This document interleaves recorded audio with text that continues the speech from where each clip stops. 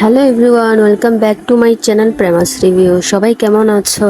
আশা করছি সকলে ভালো আছো। আমি অনন্যা চলে এসেছি আজকে আরেকটা নতুন ভিডিও নিয়ে। আজ রান্নাঘরে কাজ করতে করতে হঠাৎ মনে হলো আমাদের জীবনের সবচেয়ে সুন্দর মুহূর্তগুলো আসলে খুব সাধারণ। সকালে ঘুম থেকে উঠেই প্রতিদিনের মতো কাজ শুরু করলাম। ঘরের কাজ এটা ওটা গোছানো, তার মাঝেই আমার ছোট্ট সোনা আমার হাজারটা প্রশ্ন। মা, আজ কি রান্না করবে? আমিও বললাম, দেখি যা আছে তা দিয়েই কিছু একটা বানাই। মজার ব্যাপারটা হলো, ছোটবেলায় আমরাও ভাবতাম বড় হয়ে কত কিছু করব, কিন্তু এখন বুঝি পরিবারের জন্য একবেলা ভালোবাসা দিয়ে রান্না করাও একটা বড় দায়িত্ব, একটা বড় আনন্দ। চিকেন আমার সোনামার বরাবরই খুব পছন্দ। রান্না করতে করতে দেখি আমার সোনামা বারবার রান্নাঘরের দরজায় উকি দিচ্ছে। ওর কৌতূহল যেন শেষই হয় না। মা, হয়ে গেছে? না, এখনো আর হয়নি। 5 মিনিট পর আবার এখন হয়েছে। আমিও হেসে ফেললাম। বাচ্চাদের কাছে 5 মিনিটও যেন 5 ঘন্টার মতো লাগে। চুলার আগুনে রান্না ধীরে ধীরে এগোচ্ছে, আর আমি ভাবছি সময় কত দ্রুত চলে যায়। এই যে আমার ছোট্ট মেয়েটা ছোট্ট ছোট্ট পায়ে আমার পেছন পেছন ঘুরছে, একদিন হয়তো বড় হয়ে যাবে। তখন হয়তো এই মুহূর্তগুলোকে খুব মনে পড়বে। আমরা অনেক সময় বড় সুখের অপেক্ষা করি আর ভাবি এটা হলে সুখী হব, ওটা হলে শান্তি পাবো। কিন্তু সত্যি বলতে কি, সুখ তো লুকিয়ে থাকে এই ছোট্ট ছোট্ট মুহূর্তগুলোর মধ্যে।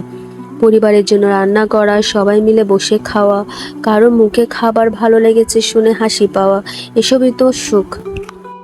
মাংস রান্নার গন্ধে ঘর জুড়ে সুন্দর একটা গন্ধ ছড়িয়ে পড়েছে, আর আমার ছোট্ট মেয়েটা তখনও অপেক্ষা করছে। ওর চোখে মুখে এমন এক আনন্দ, যেন পৃথিবীর সবচেয়ে মজার খাবারটা আজ ওর জন্য তৈরি হচ্ছে। আসলে বাচ্চাদের খুশি করতে খুব বেশি কিছু লাগে না, একটু সময়, একটু ভালোবাসা আর মায়ের হাতে রান্না।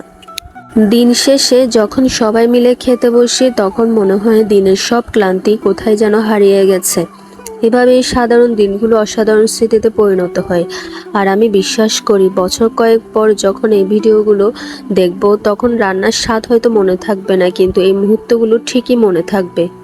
আমার সোনামার ছোট ছোট কথা, ওর অপেক্ষা, আর আমাদের একসাথে কাটানোর সময়, এই ছোট ছোট মুহূর্তগুলোই তো জীবনের সবচেয়ে বড় সম্পদ, তাই না?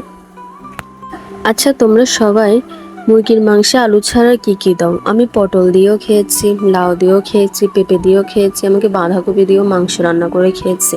প্রত্যেকটাই খুব মজা লেগেছে। মাঝে মধ্যে না এরকম ব্যতিক্রমী রান্না মন্দ লাগে না, খুবই ভালো লাগে। গতকাল থেকে ফেসবুকে একটা নিউজ ঝড়ের গতিতে ছড়িয়েছে যে একজন মা যে মারা গেছে, 7 দিন হয়ে গেছে, অথচ তার সন্তানরা কেউই জানে না। এই 7 দিনের মধ্যে তার সন্তানদের মধ্যে কারোরই প্রয়োজন মনে হয়নি যে তার মাটা কেমন আছে, একটু ফোন করে দেখি, সে কথাও কারো মনে হয়নি। আচ্ছা, আমরা কি আমাদের সন্তানদের শুধু সফলতাই শেখাচ্ছি, নাকি ভালোবাসতেও শেখাই? কোনো বাবা মা নিঃসঙ্গ মৃত্যু হলেই আমরা ছেলে মেয়েদেরকে কাঠগড়ায় দাঁড় করিয়ে দিই আর বিচার শুরু করে দিই, ছেলে মেয়েটা কত খারাপ, কত বড় অমানুষ, সেই হিসাব করতে বসে যায়। বাট একবারের জন্য জানতে চায় না এদের ভালোবাসতে শিখিয়েছিল আসলে কারা। সব বাবা মা সন্তানের গল্প এক হয় না, তবে ভালোবাসা, সম্মান আর মানবিকতার শিক্ষা, এগুলো যেন কোনো শিশুর জীবন থেকে হারিয়ে না যায়, এই চেষ্টাটুকু আমাদের সবারই করা উচিত। একটা শিশু ছোটবেলায় বাবা মার থেকে যে আচরণগুলো দেখবে, বড় হলে সে ঠিক সেরকমই করবে।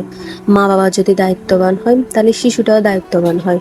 যদি মা বাবা অবহেলা করে, সন্তানকে সময় না দেয়, নিজেদের দায়িত্ব ঠিকঠাক পালন না করে, ওই সন্তানের কাছ থেকেও না দায়িত্ব, ভালোবাসা এগুলো আশা করা উচিত না।